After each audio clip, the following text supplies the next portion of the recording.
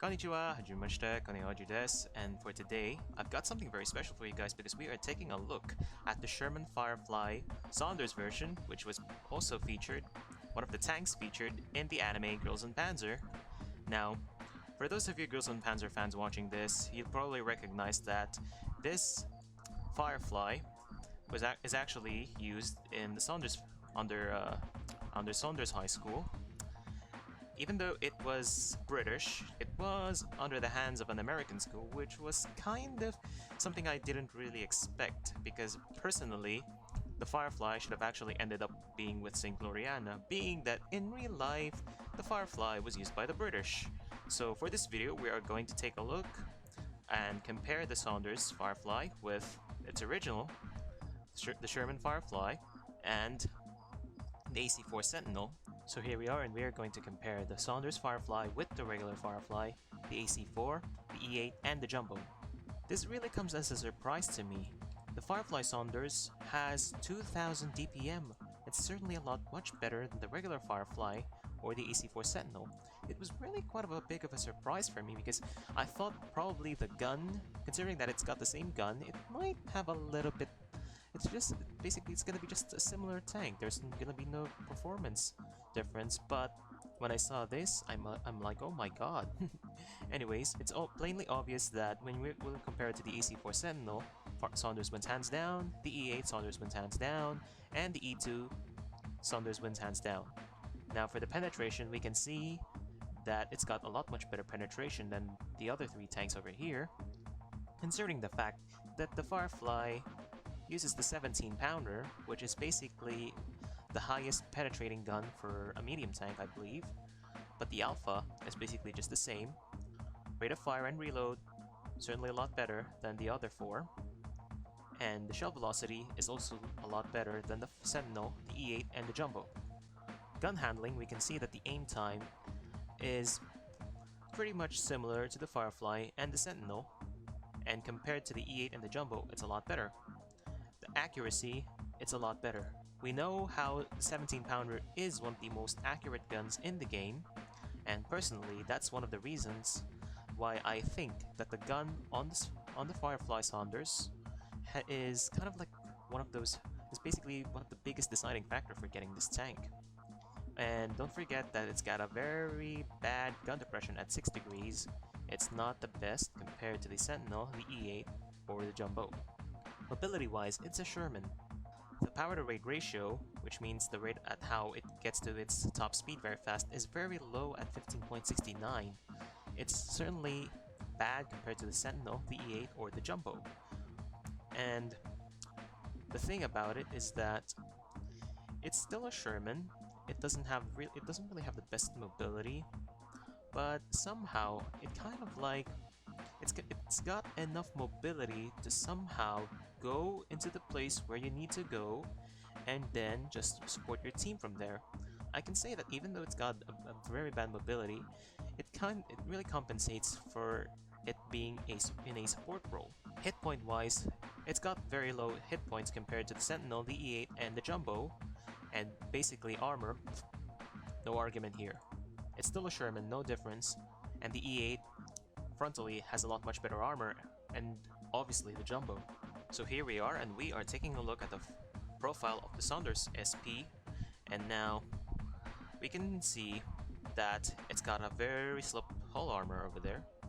So the maximum effectiveness is at around 80 to 85 at most.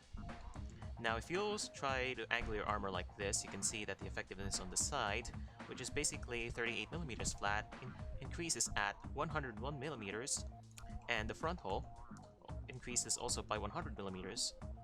Although if you try to really angle it at a very extreme angle, you can see that it increases to 114, but I highly doubt that you can really bounce shots. It's really plainly obvious that it can't really bounce shots unless if RNG decides to be with you.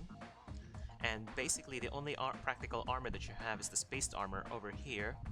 It's protected by a spaced armor of 76mm, and it ranges at about 80 to 90.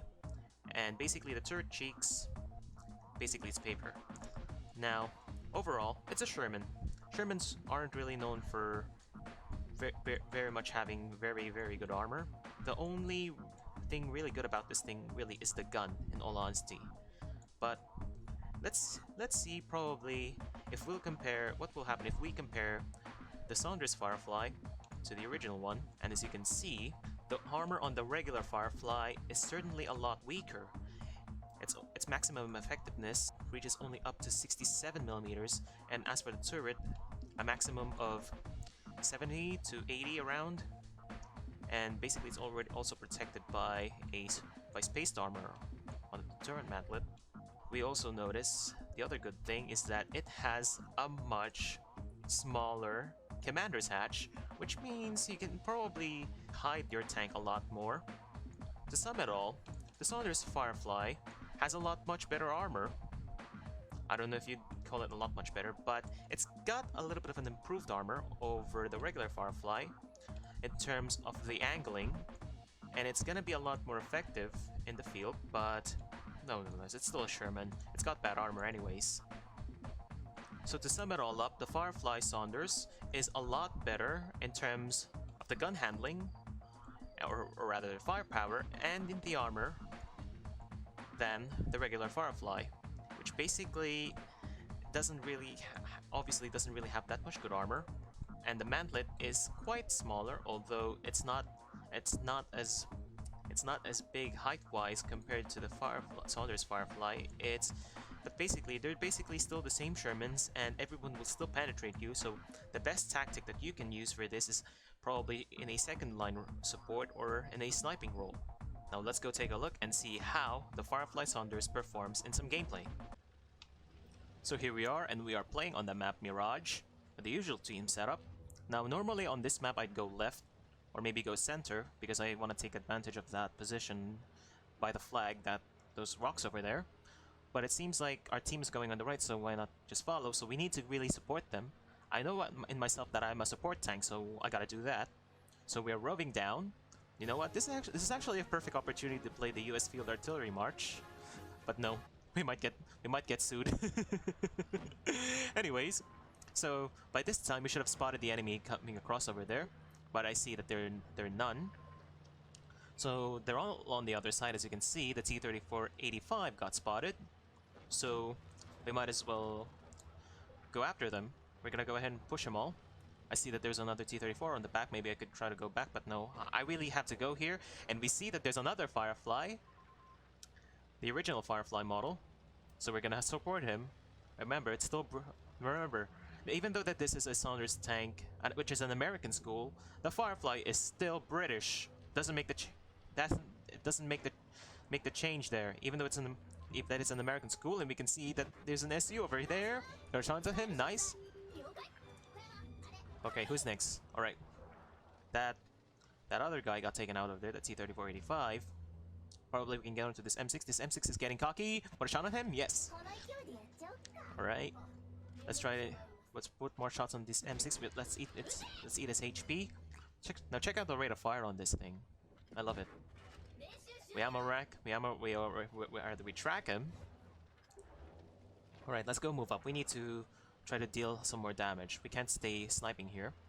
But you saw how amazing the accuracy is. The dispersion on it. It's basically the same dispersion as a regular Firefly. Put a shot to him. And we got lucky there. But yeah, I switched to gold there because I want to penetrate him and at least to soak up some damage. Okay, now let's focus on our attention on these three little guys. Oh, Mr. SU, no. Oh yes, he fired. Now VK, put a shot to him. And our friend finishes him off. M6. No, we low roll. No. Oh well. All right, we gotta get either of these two guys. We critical that T-37. We take out the SU. Come on, can we put another shot on this guy? Come on. For freedom! Yeah! Yes! And that ends the replay. So you can see how amazing the Saunders Firefly is on a support role, and how we can also see how it's also good in a sniping role. And it's kind of like, I have a feeling that the Saunders Firefly is kind of like It's kind of like a tank that I could really feel at home playing. But anyways, let's go take a look at the after game stats. So here we are, and we made 1,400 damage, we also made 55,000 credits, and we destroyed 2 tanks. Now, this was times 2, so probably it might be a bit lower, but what I can conclude here is that the Saunders Firefly is quite the moneymaker. We also placed 2nd place on the team, we dealt on the damage dealt. KV-1S only has a bit higher because of its 122mm gun, and one thing I also hope is that I'll also be making a video on the Pravda, which is hopefully something I'll be doing coming up next. But that's enough chit chat, let's go take a look at the Firefly in another gameplay.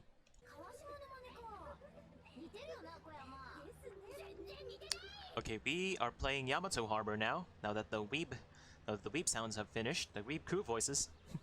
Anyways, we are going up over onto this area here. Normally, when I'm in my mediums, I usually go right to the first right. So I see that there's still no one. And we see that this VK got spotted. Push onto him. No, it missed. But weird how I fired and I didn't get spotted. Okay. So let's go take a look and see what we can do more. Alright. So this Panzerfahr G has decided to engage him, and we're gonna back up this Excelsior. Alright, so he's taking care of that Panzer 5-4. Alright, can push onto him? Yes, we can. Alright, now that Panzerfahr G on the enemy team is really tempting me. Alright, can we try to go up? Can I try to go up? Let's try to go up and see if we can. Although I don't really want to get shot by that Panzer 4-5 or 5-4 on the back over there. But he's distracted. And unfortunately, we bounced on that Panzerfahr G. Okay, so how about this? Let's just go for the VK instead. Alright. Right, push onto him, nice. And we bounce off. We bounced one of his shots. The VK still preoccupied. Oh, Panzerfahr G, no. Alright, why will this VK? He fires and he deals 215. He's using the 88, and we take him out. And ow, we get shot from the Nashorn. And he got our ammo rack, but thankfully we repair. And now for this Panzerfahr G. Alright, let's go show him who's boss. Come on. Let's go show him who's the Tiger Killer. Alright. Ram him! Yeah! Yeah! Taste my freedom! Alright, let's try to finish him off. And yes, we can. Alright. That Anglerfish song. Alright, can we push on this ARL? Can we? No, we can't. I'd rather miss. Alright, now we gotta support our team now. But the problem is that there's a Nashorn, and the height of my tank is very tall. So even if I try to go where the Excelsior is, I'm really gonna get shot. So probably we can push on the Kuromorimine, and he gets taken out, or rather, we took 180 HP on him, and this Nashorn is preoccupied. That Nashorn is sitting pretty over there. But we can push onto him. Yes, we can. We load HE, and sadly he's looking at me. Right, I don't really want to get shot by the Nashorn right now, or the Kuro. The Kuro fired at us, but he missed. We backed out in the nick of time. Now that Nashorn is looking at us, I don't want to get shot. I want to preserve my health. I want to dish out more damage. So the only wise thinking that I could do here is probably stay here and don't go out. I don't really want... I'm really kind of afraid that the Nashorn is gonna try to go after me. But he's probably too busy trying to support his Kuromorimine friend. And he gets taken out. Is the Nashorn distracted? Yes. Let's shoot HE on his sides. Yes! Can we put another one? Absolutely. Can we put another one? That was an overkill, 250 damage. Come on. No! Now he's looking at us. No, I'm not gonna look up. And he gets ammo rack. So that was an amazing round over there, even though by the last part I didn't do that much, but we soaked up a lot of good damage over there. And you can see how the Saunders Firefly also excels in a very good in a support role, because we supported both the Excelsior and the Panzerfahr G, but I think the guy got already taken out. But anyway, that's enough. Let's go take a look at the after game stats, and I am really excited how much we did. So we made 1,933 damage, we destroyed 2 tanks again, and we made 46,000 credits, quite an amazing profit over there. And as for the team damage, we made the most damage at 1,933, nearly 2,000. And pretty much I can say that we really did a nice, amazing roll there, even though I'm pretty sure that Kuro Morimine and the Nashorn were really eager to kill me, because with their guns, they can actually be able to have the potential to really one-shot the Saunders, or rather when I'm on my position there with nearly 200 health. So now, after watching those gameplays, comparing the Firefly with the other tanks of its tier, and taking a look at the armor profile, is the tank worth it?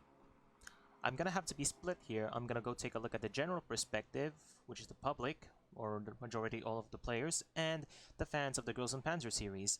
Now, first off, the general. This tank is not worth it. Basically, it's just a reskinned Firefly. If you want to play a Firefly, just go play the regular one.